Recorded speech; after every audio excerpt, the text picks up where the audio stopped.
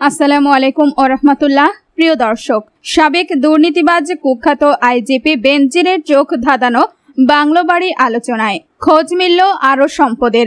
ঢাকা বিশ্ববিদ্যালয়ে ভর্তির যোগ্যতাই ছিল না, তবু ডক্টরেট ডিগ্রি পান বেনজির। জানাবো এর বিস্তারিত, ভিডিওটি না টেনে দেখতে থাকুন। রাজধানীর অদূরে প্রায় 10 কোটি টাকার চোখ ধাঁধানো বাংলো বাড়ি। পূর্বাচল সংলগ্ন রূপগঞ্জের আনন্দ হাউজিং সোসাইটির একমাত্র এই বাংলো বাড়িটি দেখলেই মনে হবে কোনো অভিজাত ব্যক্তি বা পরিবারের প্রমোদ স্থল। বাড়িটি পুলিশের সাবেক মহাপরিদর্শক বেনজির আহমেদের। এটি নির্মাণে ব্যবহার করা হয়েছে বিদেশ থেকে আমদানি করা মূল্যবান মার্বেল পাথর, টাইলস ও গ্লাস। বৃষ্টিবিলাসের জন্য বাড়িটিতে আছে বিদেশি ঢেউ টিনের চালা। গত 12 জুন আদালত বেনজিরের আরও 100 বিঘা জমি, 8টি ফ্ল্যাট সহ বিপুল পরিমাণ সম্পদ জব্দ করার আদেশ দিয়েছেন। সেই তালিকায় রয়েছে এই বাংলোটি। জানা গেছে বাড়িটির মূল্য প্রায় 10 কোটি টাকা হবে। এছাড়া বেনজির ও তার পরিবারের মালিকানাধীন 2টি কোম্পানিও জব্দ করার আদেশ দেওয়া হয়েছে।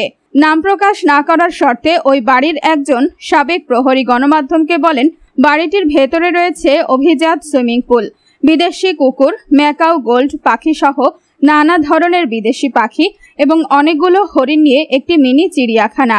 দুদকের হিসাবে জমি সহ এই বাড়িটির প্রকৃত মূল্য 45 কোটি টাকার বেশি, কিন্তু বেনজির ওই 24 কাঠা জমির মূল্য দেখিয়েছেন মাত্র 24,50,000 টাকা। দুদক বলছে, বেনজির এই 4টি প্লট কিনেছেন আইজিপি হিসেবে অবসরে যাওয়ার ঠিক একদিন আগে, 2022 সালের 29 সেপ্টেম্বর। গত এপ্রিল মাসের শেষ নাগাদ দুদক বেনজিরের অবৈধ আয় নিয়ে অনুসন্ধান শুরু করলে বাংলো বাড়িটিতে থাকা 3টি বিলাসবহুল গাড়ি, বাড়ির ভেতরে থাকা দামি আসবাব ও মিনি চিড়িয়াখানা রাতের বেলায় গোপনে সরিয়ে ফেলা হয় বলে জানান স্থানীয় চা দোকানি মিনহাজ উদ্দিন। মনিরুল ইসলাম নামে স্থানীয় এক বাসিন্দা বলেন, এখন দূর দূরান্ত থেকে লোকজন আসছেন বাড়িটি দেখতে। তারা ছবি তুলতে, ভিডিও করতে আসছেন। এভাবে চলতে থাকলে শিগগিরই হয়তো দেখব টিকিট কেটে বাড়িটা দেখানো হচ্ছে। হকাররা হয়তো দোকান নিয়ে বসে যাবে এখানে। সবাই দেখতে আসবে আমাদের পুলিশ অফিসাররা কতটা দুর্নীতিগ্রস্ত।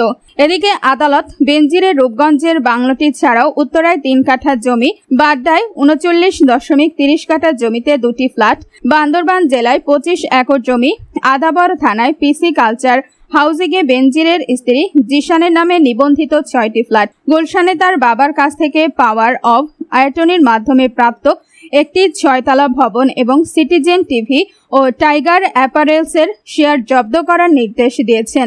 এছাড়া এর আগেও 2 দফায় গত 23 ও 26 মে বেনজির পরিবারের বেশ কিছু সম্পদ জব্দের নির্দেশ দেন আদালত। এদিকে পুলিশের সাবেক মহাপরিদর্শক বেনজির আহমেদ 2019 সালে ঢাকা বিশ্ববিদ্যালয় থেকে ডক্টরেট ডিগ্রি নেন। এরপর থেকে তিনি নামের আগে ডক্টর শব্দটি ব্যবহার করা শুরু করেন। যদিও ডক্টরেট ডিগ্রি নেওয়ার প্রোগ্রামে ভর্তির যোগ্যতায় তার ছিল না, শর্ত শিথিল করে তাকে ভর্তির সুযোগ দেওয়া হয়েছিল।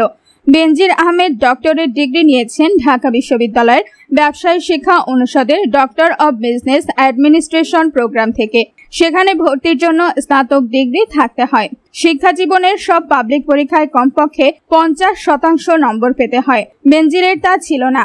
বেনজিরের ভর্তির ক্ষেত্রে মৌলিক শর্তগুলো শিথিল করা হয়েছিল ব্যবসায় শিক্ষা অনুষদের তৎকালীন ডিন অধ্যাপক শিবলি রুবাইয়াত উল ইসলামের সুপারিশে। তিনি ছিলেন বেনজিরের ডক্টরেট প্রোগ্রামের তত্ত্বাবধায়ক।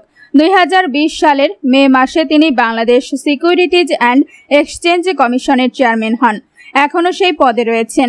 আর ভর্তি ও ডিগ্রি পাওয়ার সময় বেনজির ছিলেন র্যাবের মহাপরিচালক। ভর্তির শর্ত শিথিলের ক্ষেত্রে বেনজিরের পদ বিবেচনায় নেওয়া হয়েছিল। বেনজির আহমেদের সম্পদ নিয়ে দুর্নীতি দমন কমিশন গত মাসে অনুসন্ধান শুরু করে।